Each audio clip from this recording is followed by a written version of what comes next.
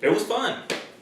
I can't really say anything more than that. It was a fun Star Wars movie. Was it the best Star Wars movie? Far from it. Was it as good as something like Rogue One? No, but I got a Star Wars fix from it. I think that it was a perfectly good movie, and I enjoyed the heck out of it. I mean, I wouldn't put it up there alongside stuff like Empire, The Last Jedi, or as you said, Rogue One. But I honestly think that it was perfectly fine. Perfectly fine. It was serviceable. Ron Howard, he's no stranger to Lucasfilm. He did a serviceable job with this. I think, given the fact that this one was pretty much reclaimed from the ashes that were what Lord Miller tried to do, and let's just say this right now: Lord and Miller are terrific directors. Like, they are great directors. I'm just not sure if their style of humor translates to the Star Wars universe, unless you're doing something off the wall like Tag and Bake. Yeah, exactly. I was just gonna say, if they were doing a Tag and Bake movie, Tag and Bake are actually in this. They're canon now, but I didn't really spot them. Well, I mean, overall, this was, again, just a fun. I know that people are kind of 50-50 on Alden Ehrenreich. I think what defenders have pretty much said about his performance is that he's not looking to imitate Harrison Ford. He's trying to play Han Solo. And I think that's a better way to a lot of people seem to feel that is mutually exclusive. But it shouldn't be. I do think that he did a good job as him, although he doesn't walk away with the best actor in this movie, not by a long shot. Donald Glover as Lando. Now, he is doing Lando and Billy D. Williams, and he does it with flying colors. When we saw the casting, when we heard the casting announcement, I kind of figured, okay, you know what, that's got to be very hard to screw up. And, sure enough, when he's on there, when you first see him, it's just like, yeah, that's Lando. That's when you first hear him. Yes. Lando. Yes, absolutely. It's just unmistakable. It's unmistakable. It's just a great performance from top to bottom. And Woody Harrelson as Decker. Tobias Beckett. Beckett, thank you. Beckett. Woody Harrelson is Woody Harrelson. He gives a Woody Harrelson performance. Absolutely. You knew when he was announced that it was just going to be like, hey, this is a guy that knows how to do good acting. He's gonna do pretty good at this. So I got no problems with that. Again, the story itself was kind of. It was certainly more of a space western than even the original film was. I can agree with that. Like you want to talk about a space western. This probably could turn into Exhibit A on how to do something like that. There are comparisons to be made to stuff like Firefly and maybe something like, say, I wouldn't say Magnificent Seven, because that's a little too on the nose, I think. But overall, was it fan servicey? Yes, but it was lots of little things, a lot of stuff that only fans would really pick up on. This isn't like Rogue One where they shove blue milk in the front or stuff like, hey, it's that guy from the cantina. or using the leftover B-roll footage or alternate takes from the Death Star battle for Gold Leader and Red Leader in the Battle of Scarrans. I thought that was very tasteful. No, I agree with that. Though some would probably disagree, but that's not my place to judge. But it was little stuff like they name dropped Bosk. They said that Beckett killed Aura Singh from the prequel era. And the Clone Wars.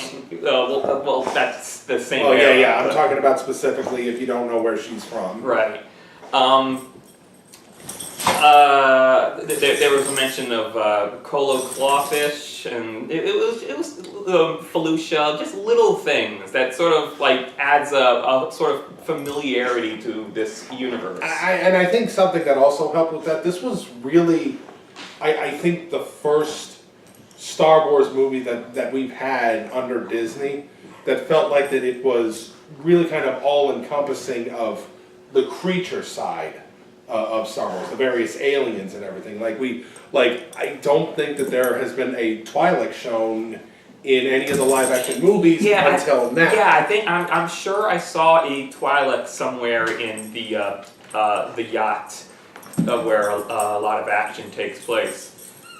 I could be mistaken, but I mean, but then again, it's only a matter of time until they finally decide to put. Although Bib Fortuna's cousin, I think, was glimpsed in Saw Gerrera's base. That's true. That's true.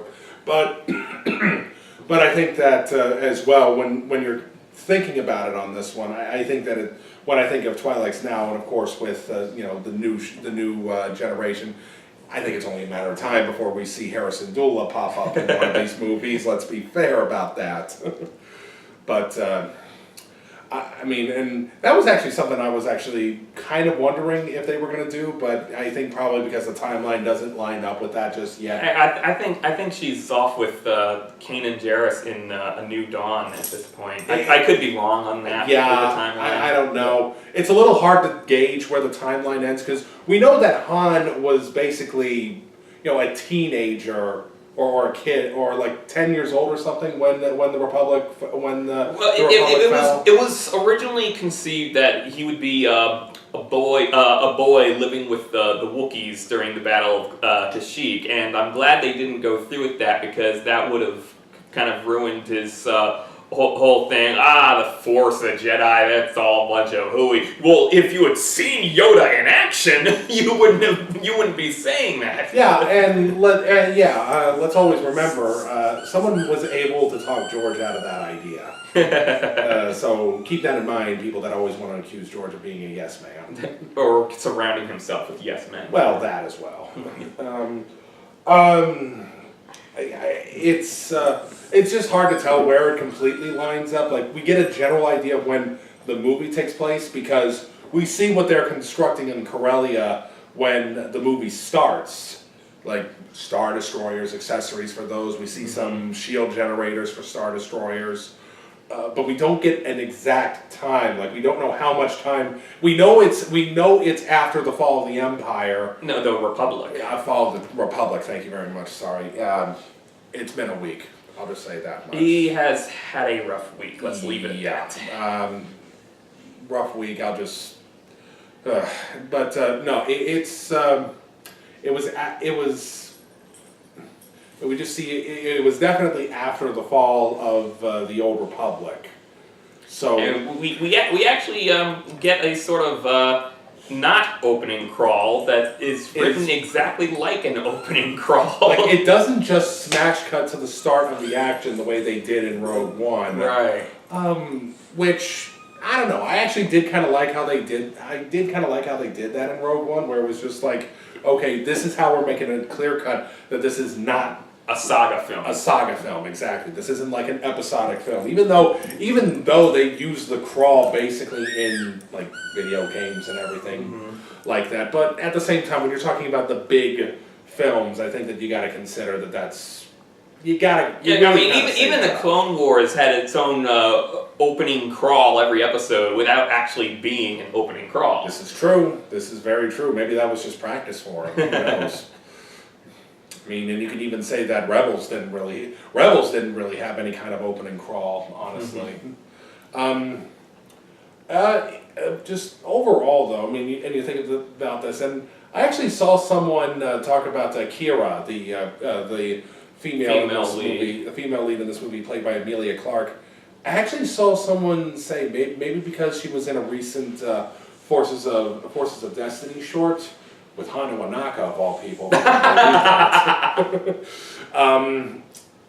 But that kind of getting the vibe of, say, evil Jyn Erso from her. And given who she's working for at the very end Oh of the dear. movie, maybe that adds a little more to it. I'm not sure I would call her evil. I would call her very gray. That's probably not the worst way to describe her. And should we go ahead and talk about this? Because I think this is probably the most contentious This, the elephant in the room. All right, again, spoiler, hello Stephanie. Stephanie, come on up here, prepare the folks. All right. So we learn after everything is done, when we think that, she's taken out her boss and everything, she contacts... Played by Vision. Yeah, played by Paul Bettany, who replaced the original actor because he couldn't make it for reshoots. But a Star Wars movie having reshoots? How absurd! I know, right? But when we think that she's taken him out and she's about to gather some stuff up and then go join up with Han again, we see that she's contacting someone, and you see this hooded silhouette figure with robotic legs. And we're just thinking, and then the hood comes off, and who do we see? Oh my God! But Darth Maul himself. This is a contentious point. Even I'm at the current point right now where I'm thinking, I don't know how to feel about this. Don't get me wrong. It was a wonderful moment. I had about the same reaction as I did when I saw Red Skull in Avengers Infinity War. But the question is, where are they going with this? That's the big question, and I think that right now we don't know anything about that. Now, I don't think that they would plant that seed in moviegoers' minds without a plan going for it. Now, we kind of talked about and theorized these things as we've gone along. Like, maybe this is something that they're planning for Rian Johnson's trilogy. Or maybe this is something for Jon Favreau's television show. Jon Favreau, the voice of one of Beckett's henchmen at the very beginning of the film. So, always cool to see him pop up in something. Mm-hmm. Maybe, she wouldn't play a part. I doubt that she would play a part in the new animated series that's coming soon, because that's in the gap now between episodes 6 and 7.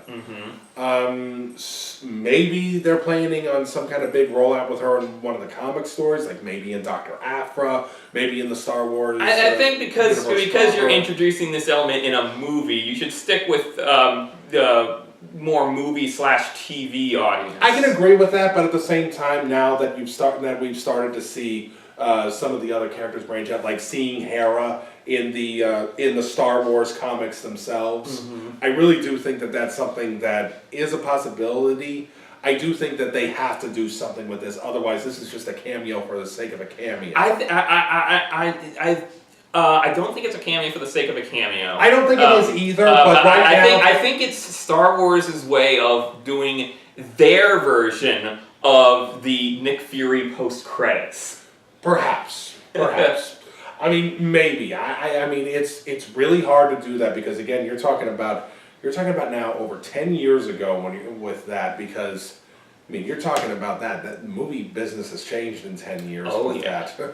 But no, let's get back on topic with this. I don't think it's going to be the cameo for the sake of a cameo thing, because let's face it, whatever you want to think about Kathleen Kennedy, she has a plan in mind, and since we broached this,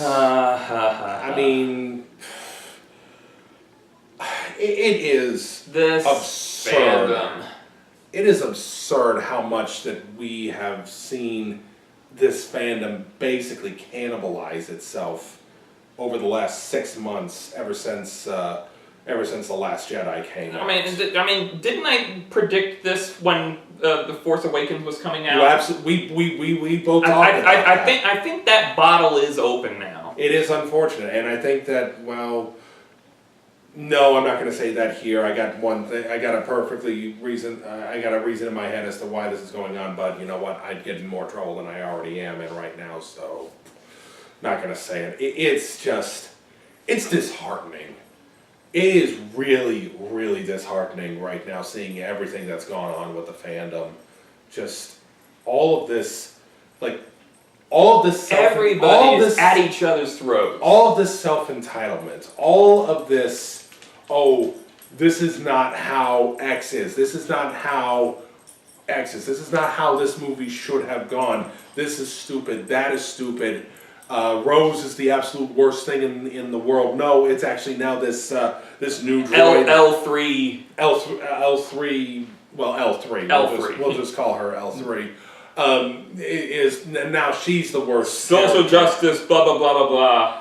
It is like, again, have we forgotten that George Lucas's politics kind of had a part in making this franchise in the beginning? The Ewoks were the Viet Cong. The Emperor was Richard Nixon. And also note that they called the guys in the white soldier costumes stormtroopers.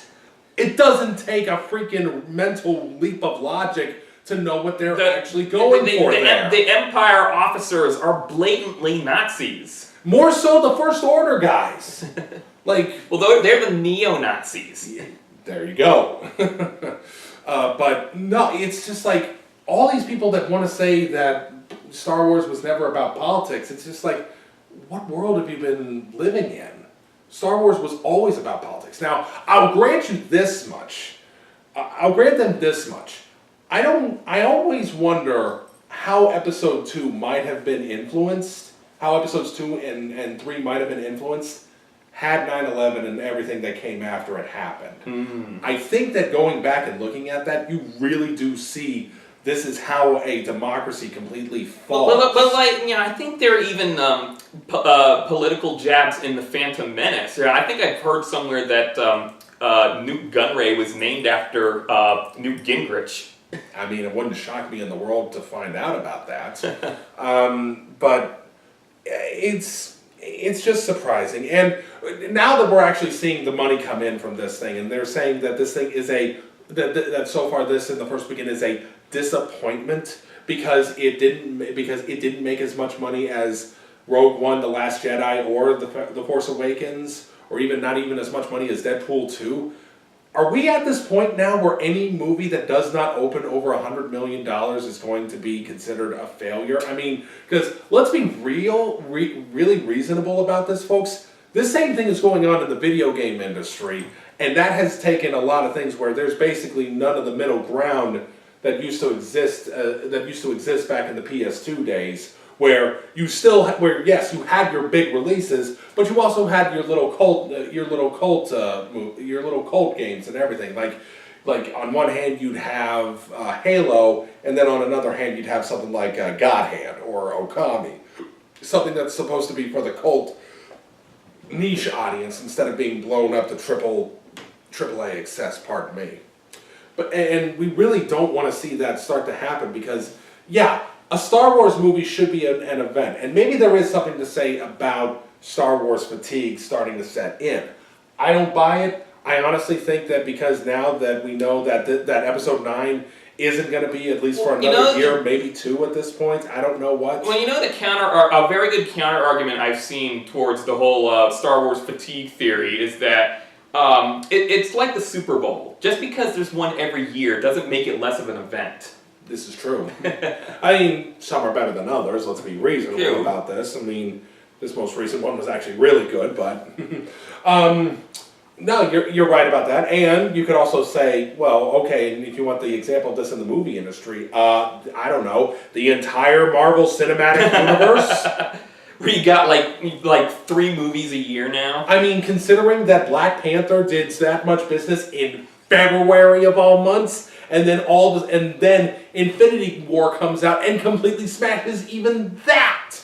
So I don't necessarily buy the whole. And now we have Ant-Man and the Wasp coming out next month. This year has been a rapid fire of Marvel films. Yeah, and then of course after that we just stew in it until Captain Marvel comes out next March. Mm-hmm. But back to Star Wars on this. I again, this fandom has just completely started to turn its back on one another, and I think that just the fact that here's what I've always said, and I discovered this thing all the way back in the times of the prequels. It's just like, it should not matter what they come up with. They don't owe you a thing. Kathleen Kennedy owes us nothing. Ron Howard, Ryan Johnson, J.J. Abrams, none of those people owe us a damn thing. I mean, look, if you don't like the movie and it's for completely legitimate purposes, that's fine. I actually don't have any issue with anyone who says, you know what, I actually didn't like it because I didn't like certain ways they did the characters. But most of the hatred that I see has to go with either Ryan Johnson and Mark Hamill being disagreeing on Luke's character, Rose, which let's be fair about this, that has uncovered. I mean, you can say everything that you want about Bill Maher, but I think that he was right when he says that a certain elected official has unleashed an unfortunate torrent of this kind of behavior, and I'll just leave it at that.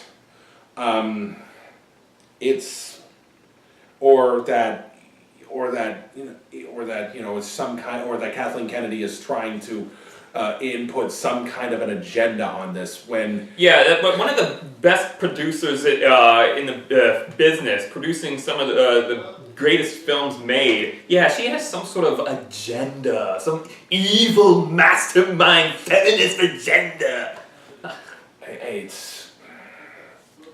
I don't know where these people get their information. Well, no, I do, but I don't want to even dignify those people with any kind of attention at this point. I mean, again, it's this kind of bullshit that kept me away from embracing online Star Wars fandom for a long time when I was growing up. And we're right back at it, but in an even worse situation now. Because now we're in this social media age where we have Facebook and Twitter, and you can directly leave comments to famous people, and you got YouTube giving people an even louder megaphone. And yeah, and about that, and you know what about that, they do the apocalypse for what people like PewDiePie and Jontron said, but they didn't do it for someone like Alex Jones. I've always been baffled by that. I have always been baffled by that. Not sure how Alex Jones fits into the Star Wars equation. Well, because he's another one of those types. Let's face it, he's one of those anti-feminist types that just believes that anything that doesn't praise the straight white male agenda. I need man stuff. Exactly. I need muscles. I need guns. But no, it's just frustrating what it is right now. It's like we're all at each other's throats right now. It's like, if you didn't like The Last Jedi, if you didn't like this movie, if you didn't like The Force Awakens, you know what? Fine. Don't like those movies. Don't like those movies. Just fine. Please. But writing insults and death threats to the filmmakers is not constructive criticism. No, to JJ, to Kathleen, and especially to Ryan Johnson. To Ryan Johnson, God. and especially to Kelly Marie Tran of all people. God. Are you freaking kidding me, people? I thought we were better than this. I mean, let's be fair. Yes, there are connotations with this fandom right now, but at the same time, the 501st has been this long-standing charity for decades now at this point. And yeah, I know that there was this big how do you do around Rogue One, but at the same, how do you do around Rogue One when one of the writers said, yeah, we need to remind people that these guys are the bad guys. I never saw that as them basically saying, oh, the 501st doesn't matter anymore. It's them reminding us as, hey, these are the bad guys in this movie. No, I just remembered the other big tempest in a teapot that occurred.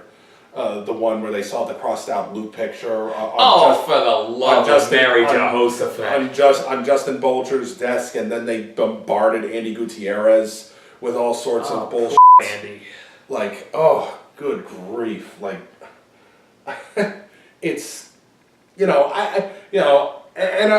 we're not saying this because Justin was in the prequel Strike Back documentary as an interviewee, which we were a part of as well.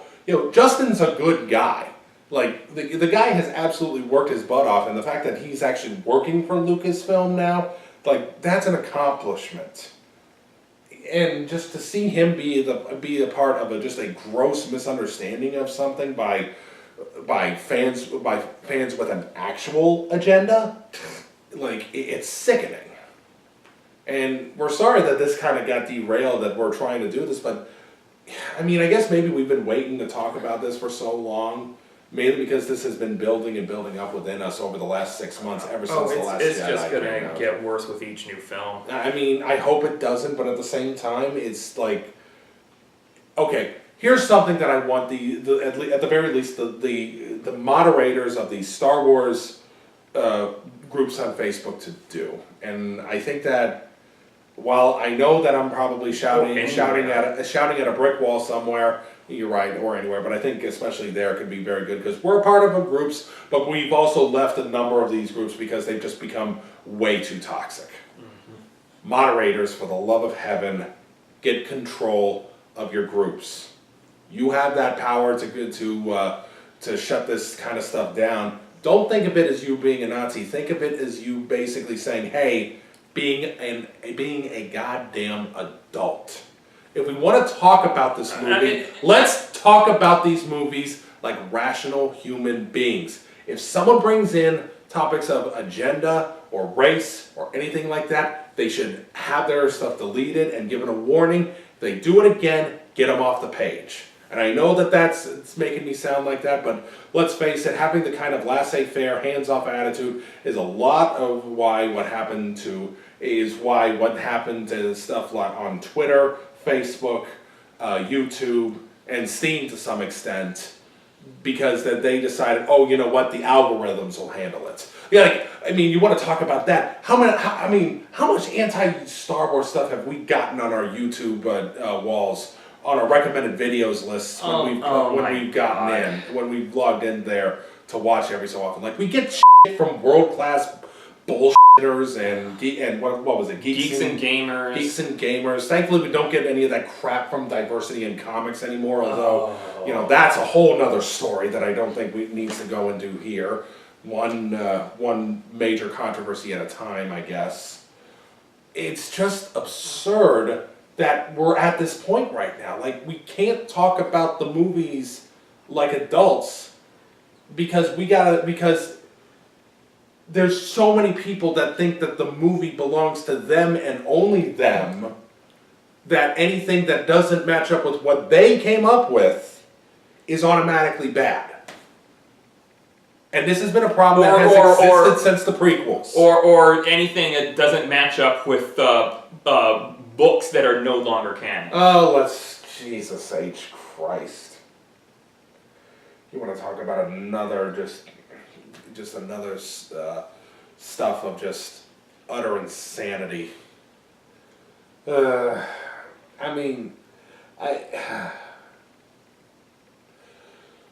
if you like those old books, fine.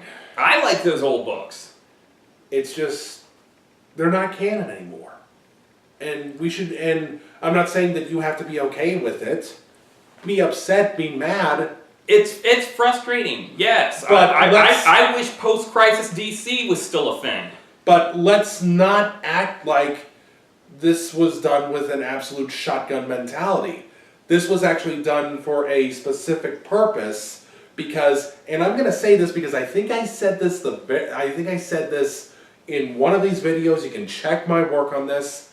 Why would you make movies with books that have been out for 20 years? I've actually had this discussion with someone, and he just uses, they made movies of Harry Potter.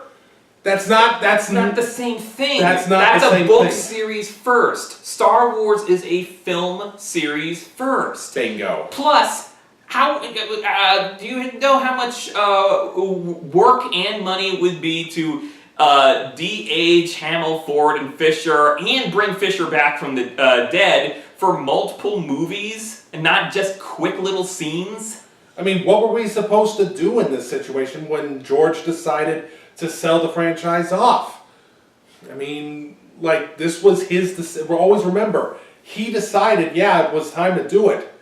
And say everything that you want. I'm glad it landed in Disney's lap, because Disney, say everything you want about them as a company, and there is a lot to say about them as a company. They're not flawless.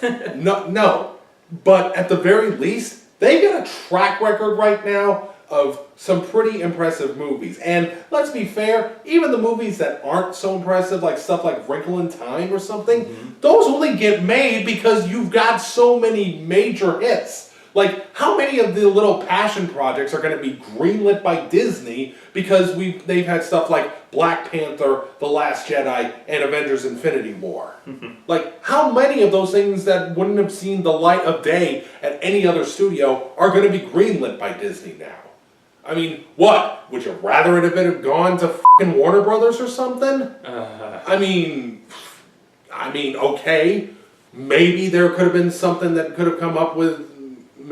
I mean, I don't know. Zack Snyder doing a Star Wars movie, I think I shiver in fear at that, but I don't know. Maybe it could have come up. Maybe something good could have come of it, but I don't know. Say everything. Maybe if he did something in the Old Republic era. Maybe, but God, it's just.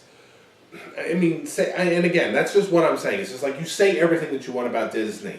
There's a lot to say about Disney. Disney, in its current form right now, is this machine that just continues to crank out hit after hit after hit after hit. And every once in a while, it has a stumble. Like Wrinkle in Time did decently its first weekend, but wasn't overall well received. Pirates of the Caribbean 5. Well, there are even still people that'll probably apologize for that movie. So, but. But you know, you got movies like that, and it's like clearly Disney is bribing critics.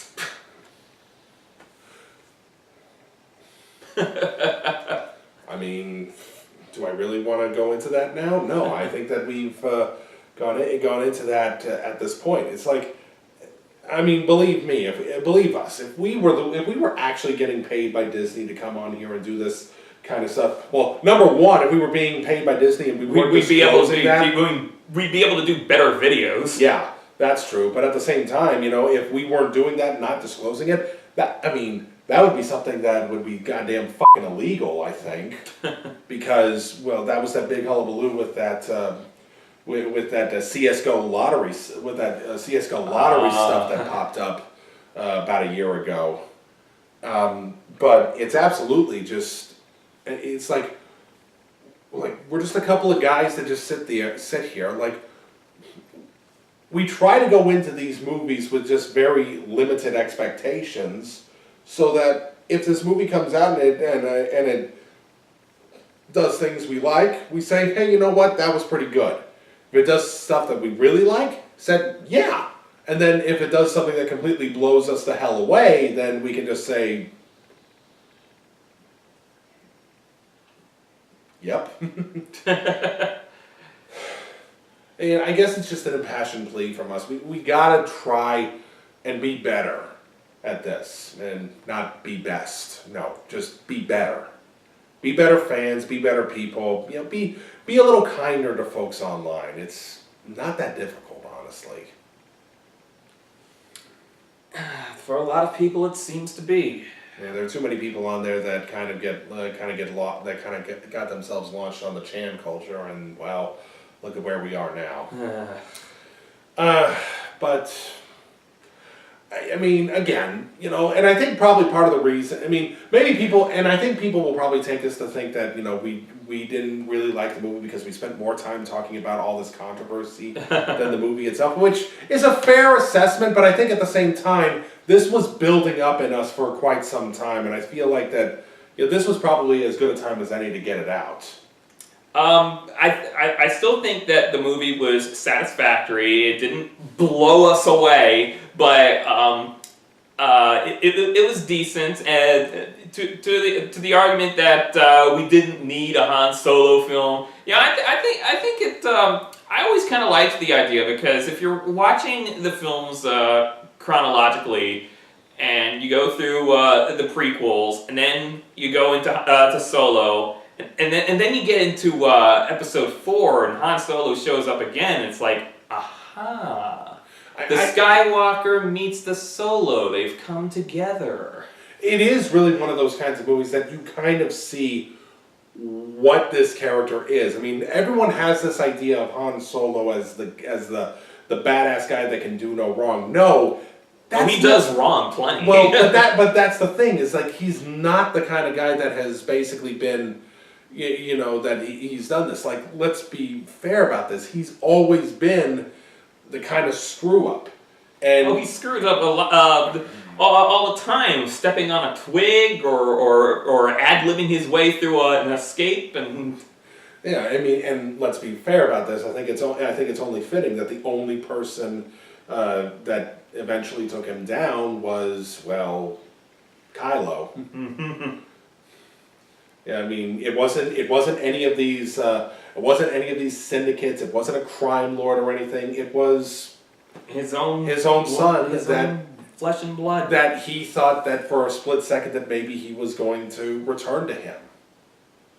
I mean, what else do you have to say about that? I mean, that he lucked his way all the way through, and then he put his trust in his son, only to not be rewarded by it. But overall, it's just like you kind of get a feel for a character like Han, and it's just like, yeah, not surrounding. You're putting him on a place where it's just like, it's just like basically a shipyard planet, basically living in like a shipyard city. Basically, kind of tunes you to a different way. What are your thoughts that his surname had to be given to him by Imperial? That's a little dicey for me. Yeah, I was sort of thinking, like, really? Are we doing that? I mean, I have to wonder if that was left in from Lord and Miller. I don't know.